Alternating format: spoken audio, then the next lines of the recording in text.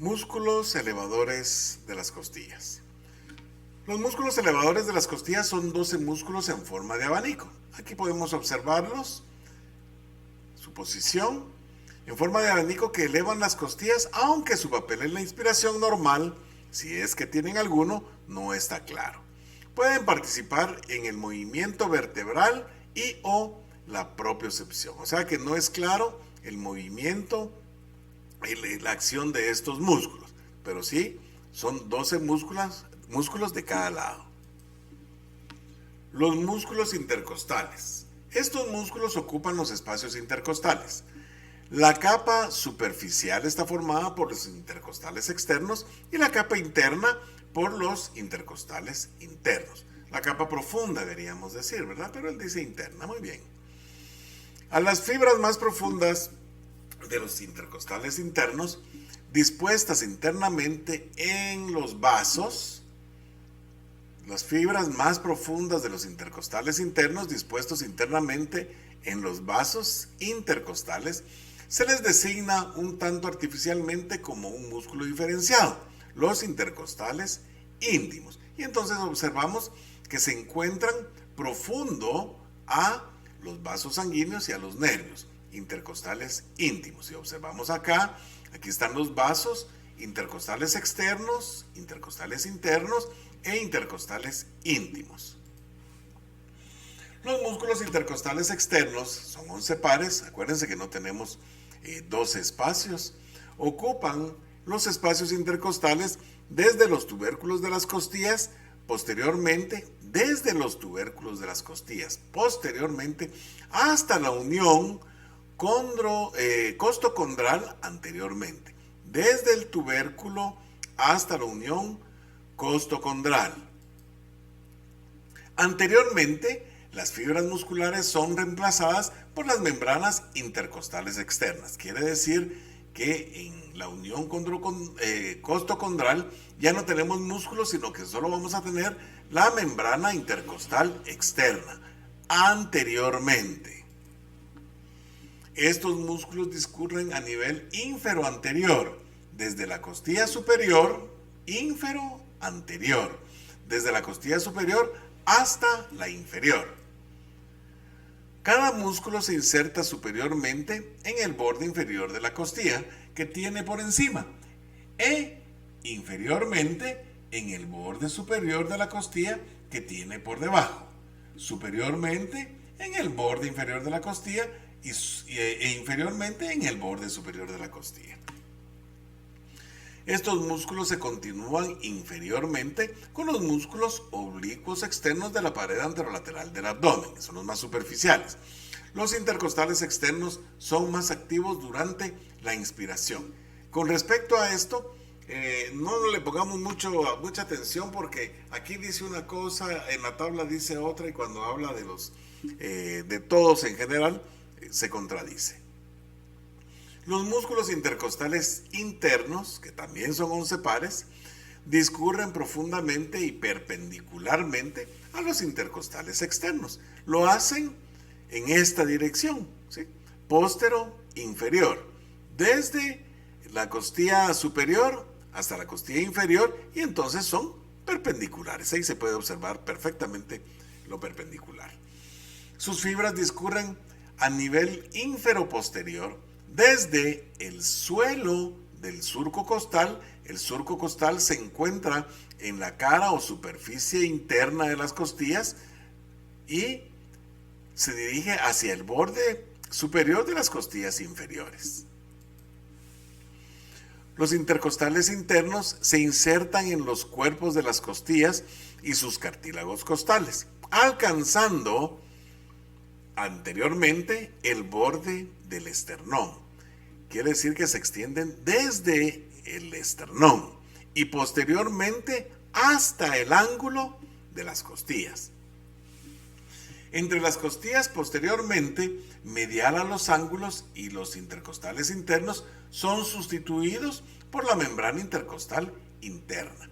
Anteriormente tenemos la membrana intercostal externa y posteriormente la membrana intercostal interna. Los músculos intercostales internos inferiores se continúan con los músculos oblicuos internos de la pared anterolateral del abdomen. Oblicuos externos, los externos, oblicuos internos, los internos. Los intercostales internos, más débiles que los músculos intercostales externos, son más activos durante la expiración, especialmente sus porciones interóseas.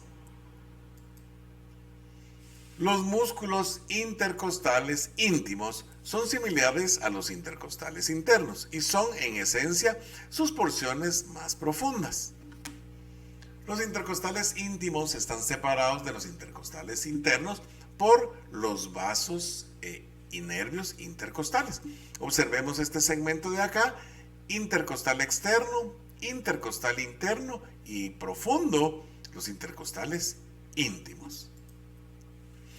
Estos músculos se extienden entre las superficies internas de las costillas adyacentes y ocupan las partes más laterales de los espacios intercostales. Esto no quiere decir que en este caso estamos hablando de profundo, pero recordemos que las costillas tienen cierta curvatura. La curvatura se acentúa en la porción lateral. Quiere decir que en estas porciones laterales de las costillas es donde son más frecuentes o su presencia es más notoria. En este punto, aquí en este punto. Es probable, aunque no está establecido, que sus acciones sean las mismas que los músculos intercostales internos. Los músculos subcostales tienen formas y tamaños variables y normalmente solo están bien desarrollados en la pared torácica inferior. Estas finas tiras musculares, aquí podemos observarlas, se extienden desde la superficie interna del ángulo de una costilla hasta la superficie interna de la segunda o tercera costilla inferior. Y aquí tenemos entonces un segmento, aquí está el tubérculo, aquí está el ángulo, y entonces aquí tenemos un músculo subcostal y aquí tenemos uno que está en dos, ¿verdad? Pasa dos costillas. Atravesando uno o dos espacios intercostales, los músculos subcostales discurren en la misma dirección que los intercostales internos y se mezclan con ellos. Los músculos transversos del tórax constan de 4 a 5 tiras que irradian superior y lateralmente desde la cara posterior de la porción inferior del cuerpo del esternón. Aquí tenemos el cuerpo del esternón, lo estamos viendo posteriormente. Esta es la cara posterior del esternón. Y entonces aquí podemos observar el músculo transverso del tórax del lado derecho y el transverso del tórax del lado izquierdo. Y aquí en este punto los músculos subcostales, del lado del ángulo los subcostales, ¿verdad? Los músculos transversos del tórax se continúan inferiormente con los músculos transversos del abdomen en la pared anterolateral del abdomen. Y aquí tenemos los músculos transversos del abdomen y los transversos del tórax que son profundos al esternón. Estos músculos parecen tener una débil función expiratoria y también pueden proporcionar información propioceptiva. Aunque los intercostales externos e internos son activos durante la inspiración y la expiración, respectivamente, la mayor parte de su actividad es isométrica, aumento del tono sin producir movimiento. El papel de estos músculos en el movimiento de las costillas parece tener relación sobre todo con la respiración forzada, o sea, inspiración forzada y expiración forzada. El diafragma es el principal músculo de la inspiración. La expiración es pasiva, a no ser que se exhale en contra de resistencia, como por ejemplo al inflar un globo, o cuando se intenta exhalar el aire más rápidamente de lo habitual, al toser, estornudar, al sonarse la nariz o al gritar. La retracción elástica de los pulmones y la descompresión de las vísceras abdominales expelen el aire inhalado previamente. El papel primordial de los músculos intercostales en la respiración es sostener el espacio intercostal, aumentar el tono o la rigidez. Eso quiere decir que hace que los espacios intercostales mantengan su misma longitud de altura, o sea, la misma altura durante los movimientos respiratorios, oponiéndose al movimiento paradójico, en especial durante la inspiración, cuando las presiones torácicas internas son bajas. Esto se hace más evidente después de una lesión medular alta, cuando inicialmente hay una parálisis flácida de todo el tronco, aunque el diafragma se mantiene activo, y entonces se pierde el tamaño de los espacios y entonces hay un déficit respiratorio y es una respiración paradójica. En estas circunstancias, la capacidad vital está seriamente afectada por la incursión paradójica de la pared torácica durante la inspiración. Varias semanas después de la parálisis se hace espástica y la pared torácica se vuelve más rígida y aumenta la capacidad vital. La acción mecánica de los músculos intercostales en el movimiento de las costillas, en especial durante la respiración forzada, se puede apreciar mediante un modelo simple. Un par de palancas curvas que representan las costillas que permiten un espacio intercostal, que limitan un espacio intercostal, se unen posteriormente a una columna vertebral fija y anteriormente a un esternón móvil. Las costillas y el espacio intercostal interpuesto descienden a medida que se desplaza anteriormente, alcanzando su punto más bajo, aproximadamente en la unión costocondral, y luego ascendiendo hasta el esternón. Aquí, si nosotros miramos la dirección, es de posterior a anterior y de superior a inferior. Los músculos cuyas fibras tienen una inclinación más parecida a la de las costillas en sus inserciones intercostales externos y la porción intercondral de los músculos intercostales internos rotan superiormente las costillas en sus ejes posteriores, elevando las costillas y el esternón. Los músculos con fibras aproximadamente perpendiculares a la inclinación de las costillas,